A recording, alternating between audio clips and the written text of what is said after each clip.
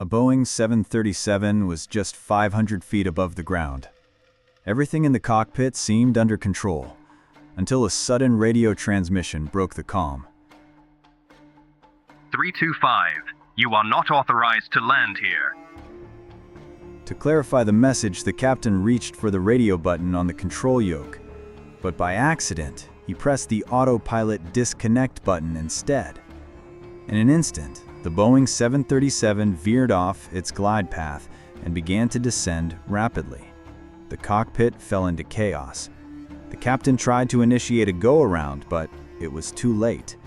The aircraft could no longer avoid crashing into the ground. What exactly happened in those final moments inside the cockpit? Let's take a closer look at the story of TNT Airways Flight 325N. June 15, 2006, Liège Airport, Belgium.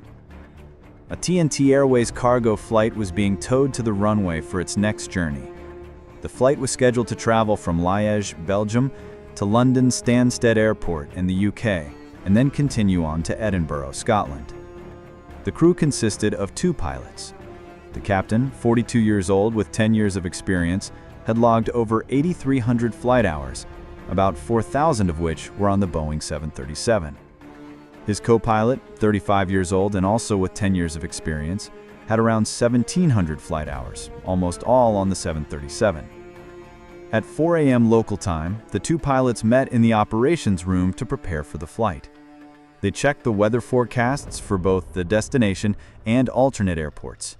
At first glance, conditions at Stansted seemed generally good: light winds, visibility over 10 kilometers, and only scattered clouds.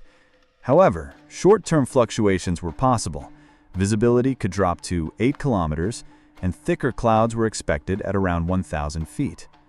There was a 30% chance of worsening weather, including dense fog reducing visibility to 4.5 kilometers and cloud cover forming as low as 700 feet. According to UK aviation standards, these were still acceptable for a safe landing. Alternate airports like Nottingham East Midlands, Liverpool, and Birmingham had favorable weather. However, when reviewing NOTAMs, aviation notices, the crew discovered that runway 05 at Stansted was under maintenance. The ILS was turned off. This meant any landing would have to rely on radar vectoring, a less precise method that requires better weather conditions. To be cautious, the pilots loaded an extra 2 tons of fuel in case they needed to hold in the air or divert. After final checks, the total fuel on board was confirmed at 7,500 kilograms. The pilots then met with the ground crew at the aircraft and completed pre-flight checks. No issues were found. Around 5 a.m., they received clearance for takeoff. At 5:12, the flight departed from runway 23. The captain was flying the aircraft while the co-pilot handled communications and monitoring. Since this was a short flight, the co-pilot quickly tuned into the destination's ATISs to get updated weather.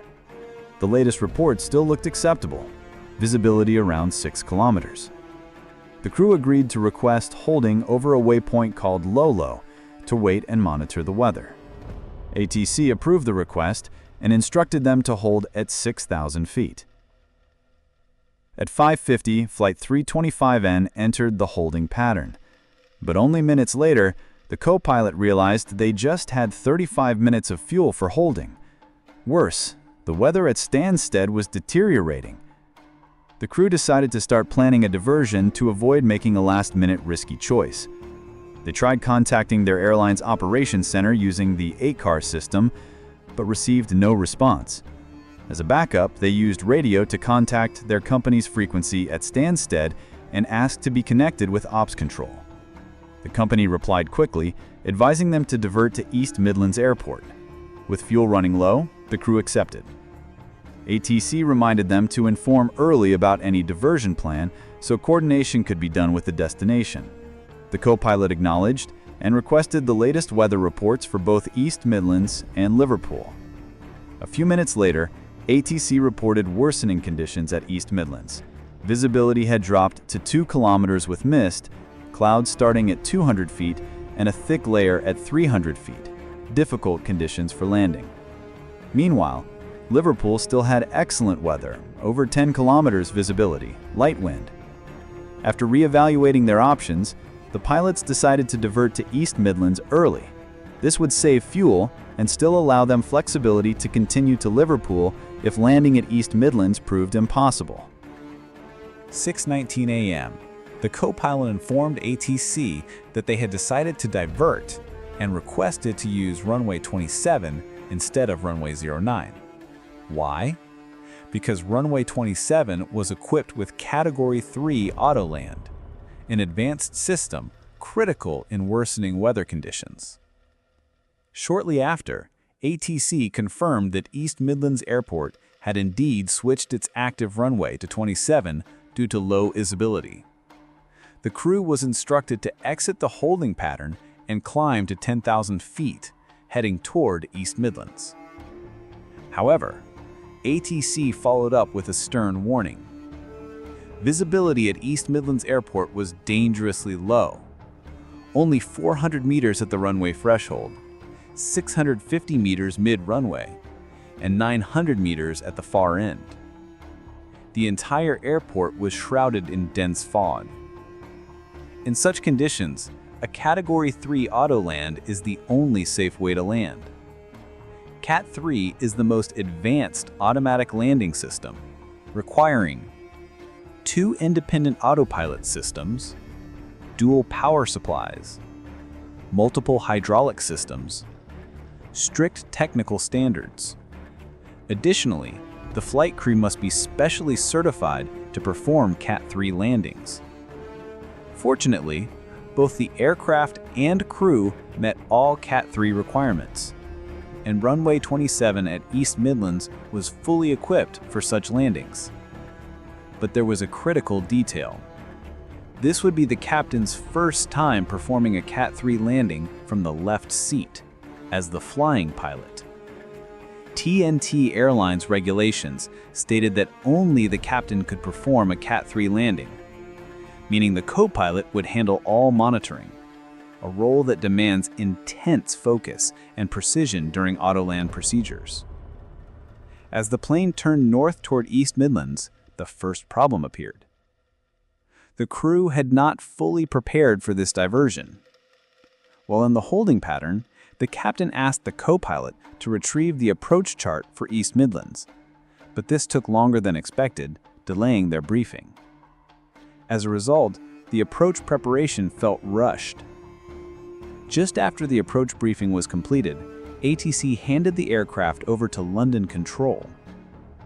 They instructed the crew to turn right to a heading of 360 degrees and descend to 8,000 feet. Soon after, the pilots were transferred to East Midlands Approach Control. The new controller gave them a heading of 005 degrees to intercept the ILS for runway 27, and also updated them on the latest weather. 350 meters visibility at runway threshold, 700 meters mid-runway, and 400 meters at the far end. These were extremely restrictive conditions for a safe landing. Flight 325N began slowing down, deployed its speed brakes, and configured for landing. ATC instructed a descent to 3,000 feet and gave the local QNH pressure 1,012 HPA. They also confirmed that the Cat 3 lighting system was fully operational.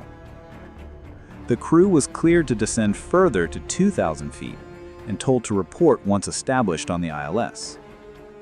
The co-pilot acknowledged. Soon, the Boeing 737 successfully captured the ILS signal and turned toward the runway for the final approach.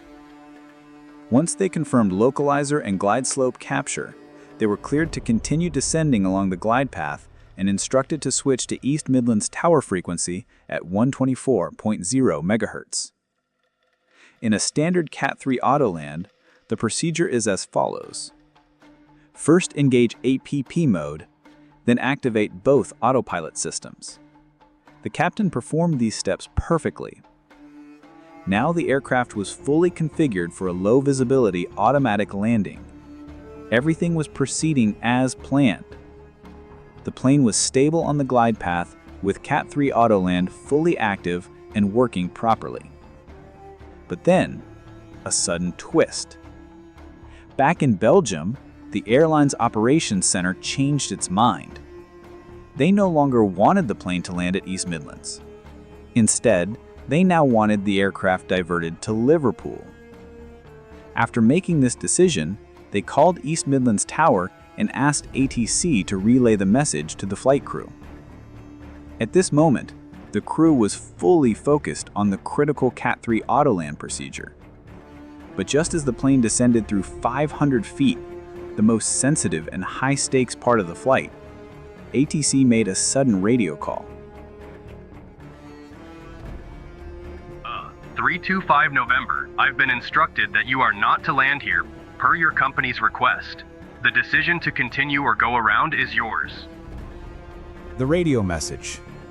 Both pilots heard the transmission, but they only caught parts of it. Worse still, the message came just as the co-pilot was reviewing the landing checklist, so he missed the entire message.